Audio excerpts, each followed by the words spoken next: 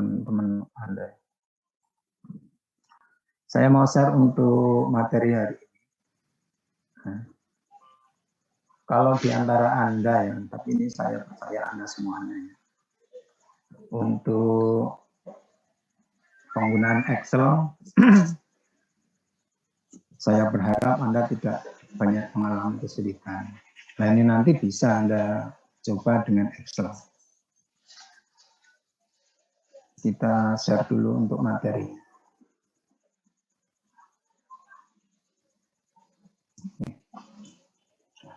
Untuk materi hari ini.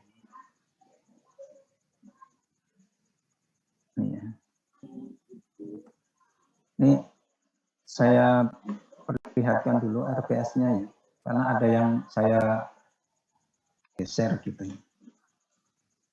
Ada yang saya geser karena saya lihat itu pada kolom kemampuan akhir yang diharapkan itu sama gitu ya. Di bagian belakang itu ada yang tulisannya sama, tapi isinya kok sama, ininya berbeda, kemampuannya itu berbeda. Harusnya kan materinya juga berbeda. Makanya saya sedikit revisi.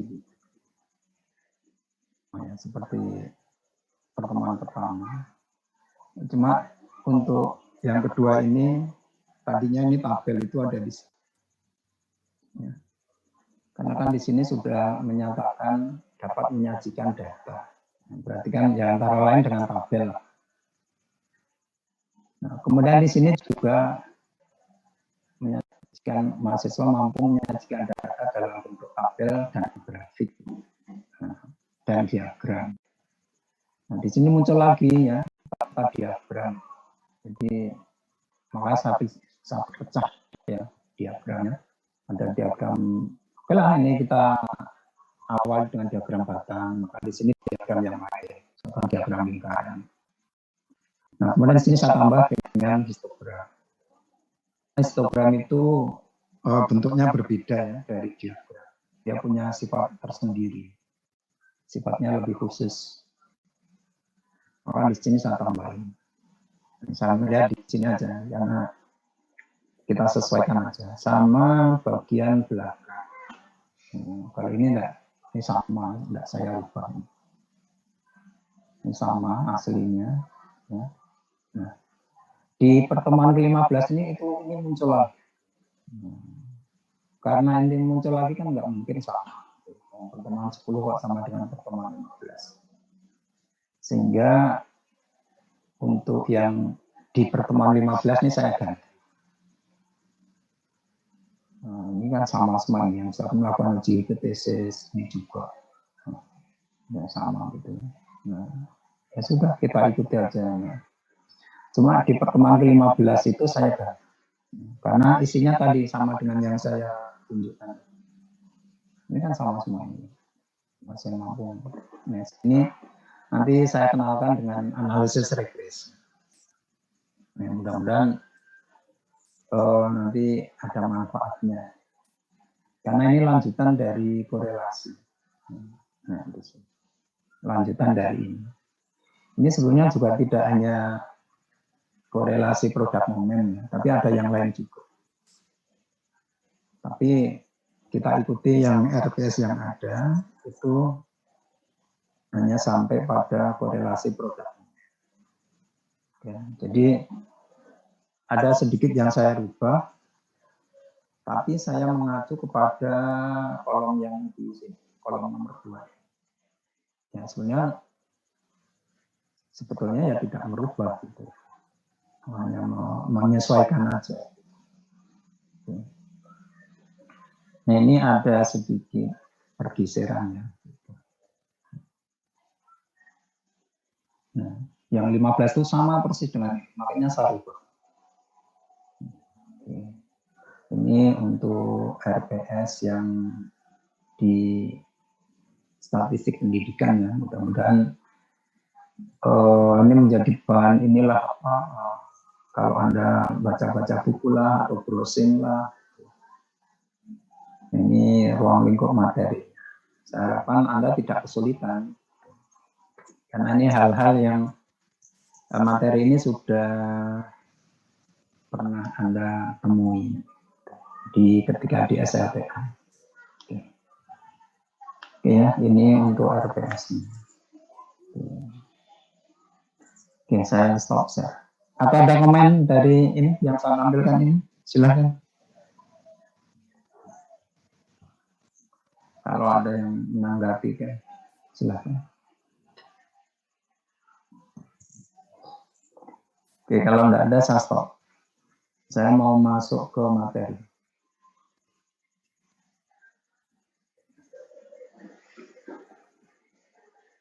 Materinya ini.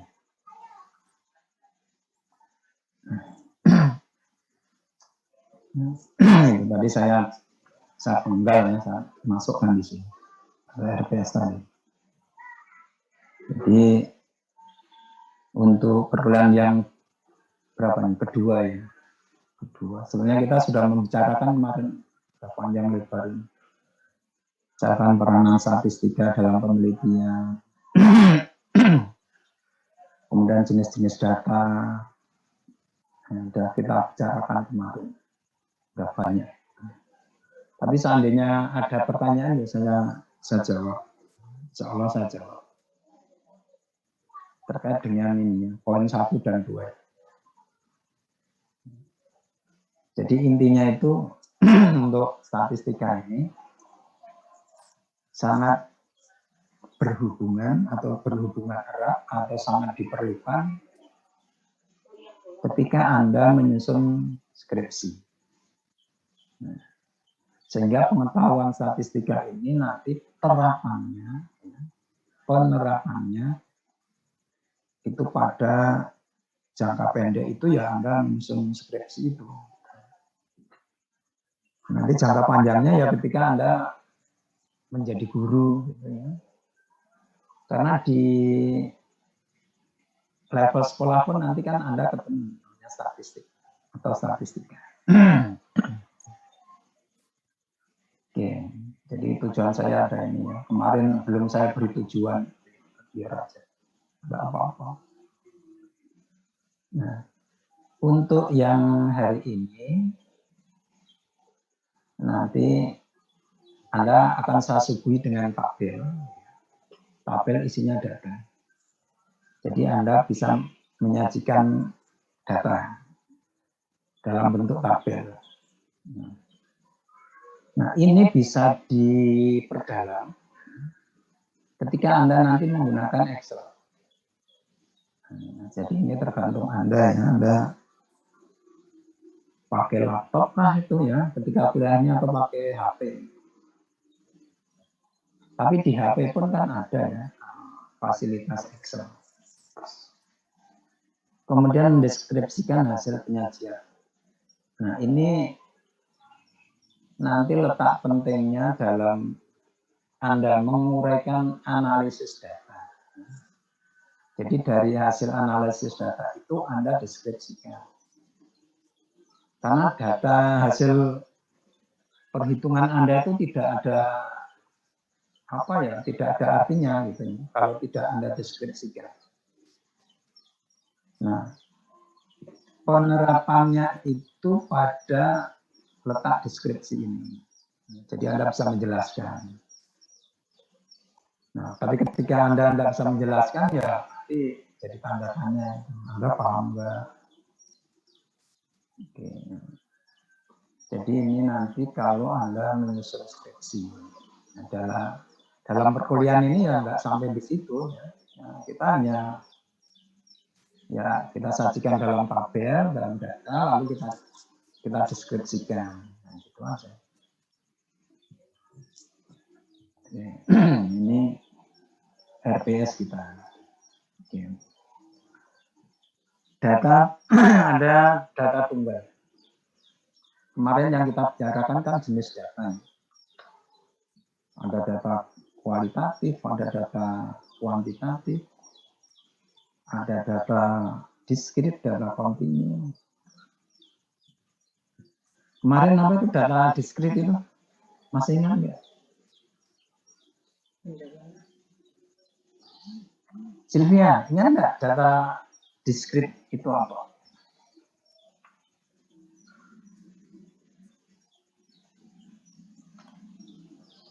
Jamila, masih ingat nggak data diskrit? Data apa, Pak? Diskrit. Diskrit.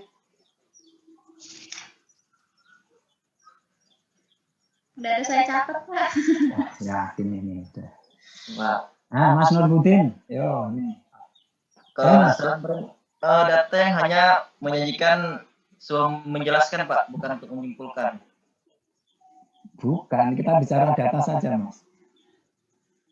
Bukan statistik, data diskrit.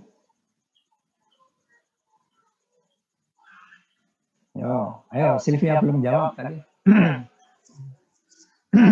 Nggak nyatet, Pak. Nggak nyatet. Nah, nanti kalau ditanya pas ujian gimana? Kalau nggak tahu kan repot nanti.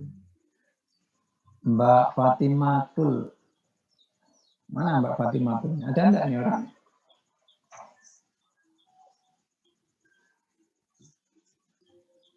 Halo? Iya, Pak. Ayo, apa? Data diskrit. Belum mengetahuinya, Pak.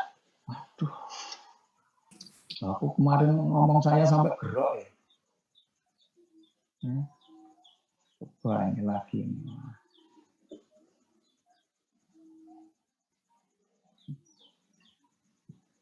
Coba Mas Fauzan. Kenapa tadi terkeluarnya jaringannya kah atau memang gimana ya? Iya Pak, terkeluar Pak. Ini apa wifi-nya lagi gangguan tadi sedikit. Iya. Ya. Apa Mas? Data diskrit Mas? Diskrit itu tidak saling berhubungan. Enggak dengar lagi, suaramu hilang lagi. Tidak saling berhubungan. Tidak saling berhubungan. Mas Anugrah. Mas. Data deskriptif itu data bagian dari data kuantitatif. Oke, bagian dari data kuantitatif.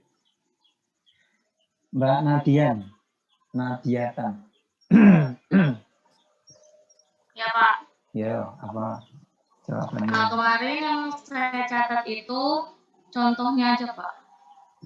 Iya, apa? Lalu pengertiannya apa? Berdasarkan contoh. Pokoknya tuh seingat saya dia tuh angka yang jelas gitu loh, Pak. Kalau jawab jangan pakai pokoknya ya. Ribetnya. Itu kamu nanti kalau ujian proposal atau ujian hasil atau ujian skripsi, jangan menggunakan kata pokoknya. Itu artinya nggak bisa diarahkan kiri nggak bisa, arahkan kanan nggak bisa, pokoknya kurang bagus.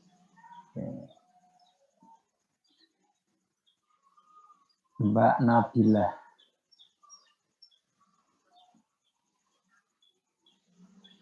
Itu diamnya dulu.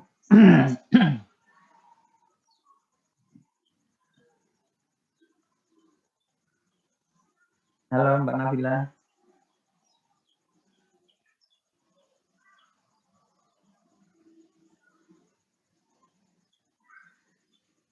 Mbak Sela. Bisa. Gambaran data, Pak. Gambaran data.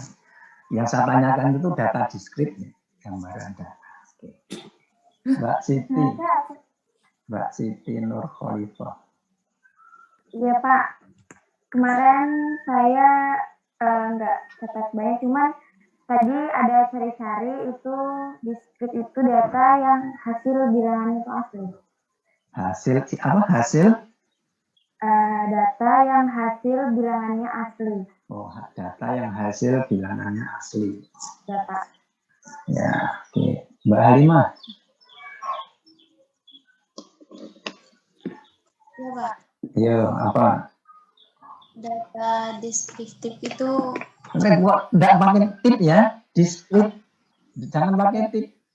Oh iya.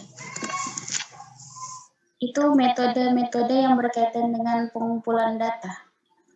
Oke, metode pengumpulan data. Mbak Nabila tadi mana? Belum jawab, Mbak Nabila. Halo, Mbak Nabila.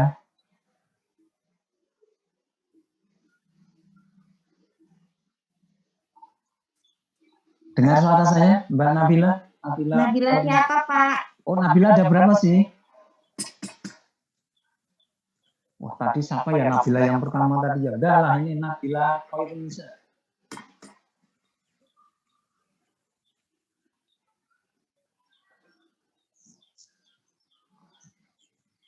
Wah, ini lama jawab itu tanda tanda.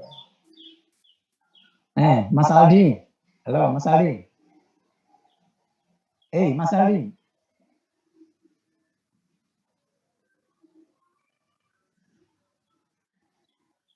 Halo. Malah jauh.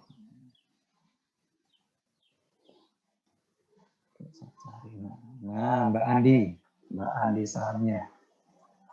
Yang saya tahu Pak, pencacahan bilangan. Pencacahan bilangan. Ada istilah baru. Mbak Ariska. Ada enggak Ariska? Ya, Pak. Yo. Apa Ya, Mbak? Pak.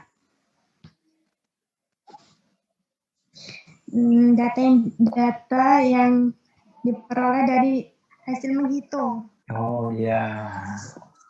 Ya itulah data diskrit, betul Mbak Rizka.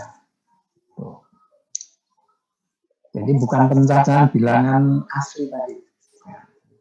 Jadi Anda mencari data, kemudian data yang Anda kumpulkan itu berasal dari menghitung. Misalkan di siswa di kelas yang Anda ajar itu Anda hitung 1, 2, 3, sama ada 25. Nah, 25 itu data diskrit. Nah, gitu loh. Jadi hasil menghitung. Kalau hasil mengukur disebut data apa? Kontinu Pak. Ya, kontinu. Beda ya data kontinu dengan data diskrit. Nah, itu kalau kita lihat ini ya, penggunaannya nanti juga berbeda. Tetapi dalam penelitian itu tidak begitu tidak begitu dipersoalkan itu. Nanti yang dipersoalkan itu kalau dalam penelitian itu ada data yang terakhir itu, ada data ordinal, data interval, data rasio, nah itu baru dipersoalkan. Tetapi kalau belajar statistik lebih lanjut ya dipersoalkan tuh data kontinu kah, data diskrit kah. Ya itu untuk pemanasan ya. Oke. Nah, data hasil menghitung ya, itu bisa disajikan dalam bentuk tabel. Karena datanya itu berupa angka, nah itu berarti nanti data itu diklasifikasi namanya menjadi data tunggal. Karena ada data tunggal, nanti ada data berkelompok atau data kelompok. Jadi yang pertama yang kita bicarakan adalah data tunggal.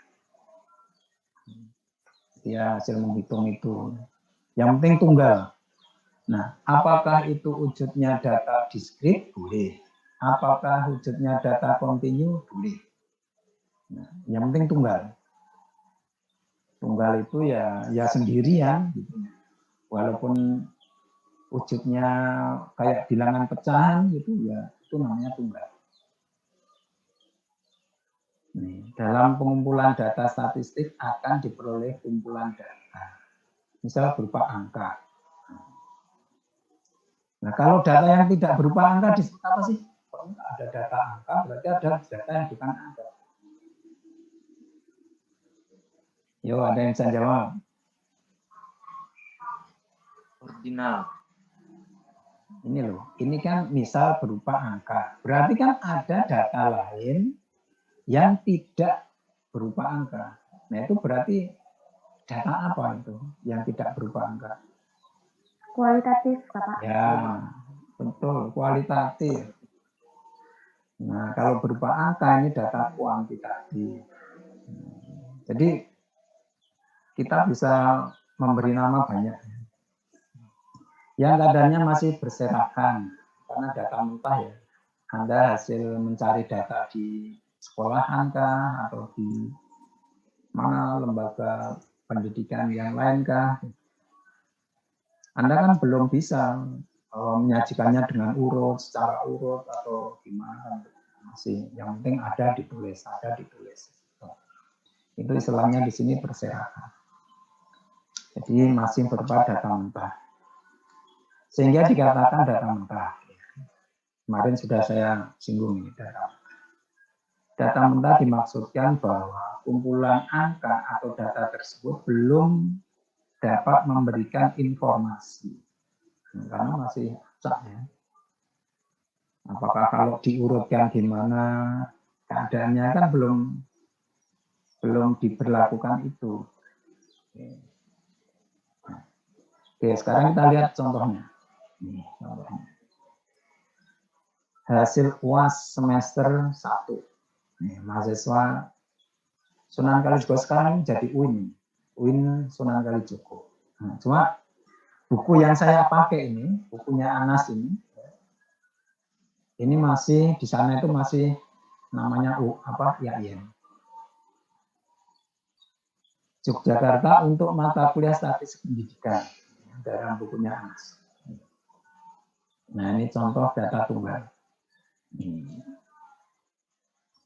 Ini data ini masih berserakan. Kenapa dikatakan berserakan? Karena kan ini nggak urut, nggak berurutan gitu ya. Hanya nulisnya aja yang teratur. Ini kolom 1, kolom 2, kolom 3, baris 1, baris 2, baris 3, baris 4. Nah, itu aja. Tapi kan data ini masih tidak berurutan. Oke. Nah, ini namanya data mentah.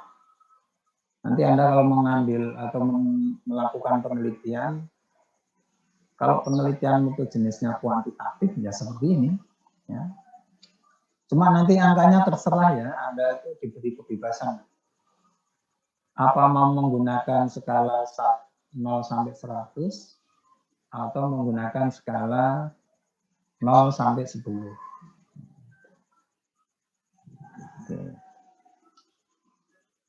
Oke, ya nanti kalau asar kita sholat sebentar ya, supaya enggak buru-buru. Ya, ini namanya data tunggal. Oke, sampai di sini dulu. Ada yang perlu ditanyakan. Ini bukan tabel ya, bukan tabel distribusi. Ini tabel biasa, bukan tabel distribusi.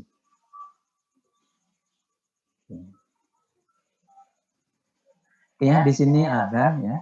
Silakan Mas ya, kita sholat sebentar.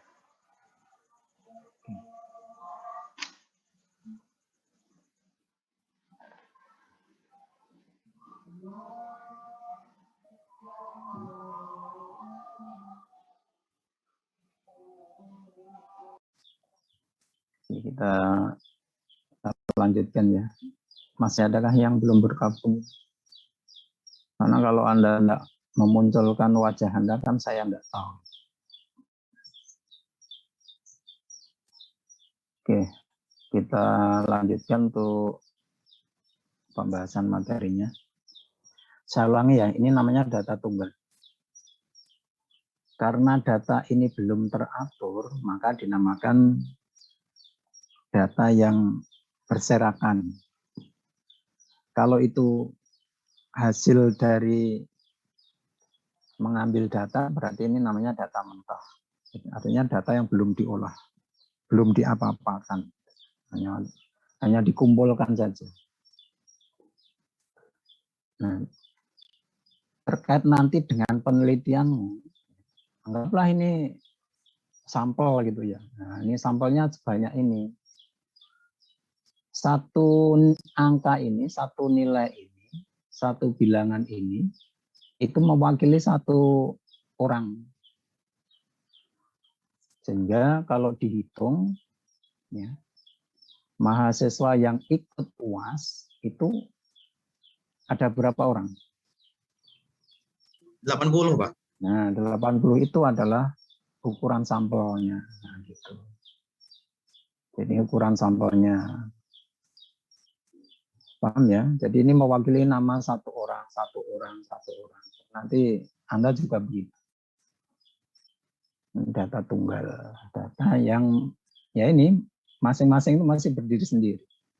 Kalau ini hasil ulangan, ada yang ini kan bulat semua, tapi mungkin ada yang pecah gitu ya. Misalkan 60,5, ada 60,7, itu ya tetap namanya data. Jadi ini data mentah. Asik pokoknya nanti kalau Anda sudah masuk pada penelitian. Dan penelitian itu atau pembuatan skripsi itu adalah waktu yang paling lama jika dibandingkan Anda mengambil suatu mata kuliah. Kalau mata kuliah kan 1 semester selesai. Ya. Tapi kalau Anda nyusun skripsi kan belum tentu 1 semester selesai. Oke. Paham ya ini? Ini namanya data tunggal. Oke. Sekarang saya mau tanya ini. Nih. Apa jenis data di atas? Yo, siapa yang beri? Oke lah. Sudah dibentuk kelompok kah, Mas Khairul? Belum, Pak. Belum. Nah, nanti Anda bentuk kelompok ya. Berapa jumlah mahasiswa? 30 berapa? 33. 33. Kalau 33 ya satu kelompok 3 mahasiswanya. Karena kalau satu kelompok 2 mahasiswa kan melebihi jumlah tatap muka gitu. Jadi satu kelompok 3 mahasiswa. Berarti kan ada sekitar 10 sampai 11. Yo, ada yang bisa jawab? Apa jenis data di atas? Berikan alasannya. Nah, ini memahami data.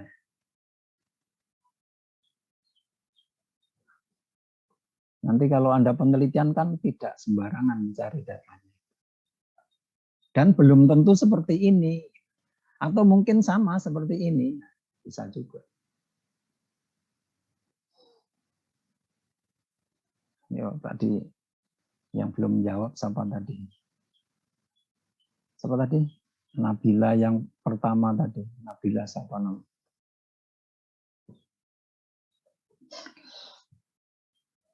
Ada yang mau menjawab? Apa jenis data di atas? Sebentar, kayaknya masih ada. Nah. Apa jenis data di atas? Ini apa sih? Jenis datanya apa? Gitu. Kita kan sudah belajar tentang jenis-jenis data sampai pada pemanfaatannya, sampai pada penerapannya nanti bagaimana. Mbak Jamila, lihat sini. Iya, Pak. Coba dijawab ini. Data tunggal. Iyalah ini namanya memang pembicaraan kita data tunggal, bukan itu yang ditanyakan, ini jenis data. Kita kan udah belajar banyak data ya. Macam-macam lah kalau wujudnya memang data tunggal. Jenisnya apa ini? Misalkan oke lah kita ambil misalkan ya inilah 45 misalkan. Atau yang lain lah kan sama semuanya sejenis. Kuantitatif, Pak. Oke, betul. Selain kuantitatif, apa lagi?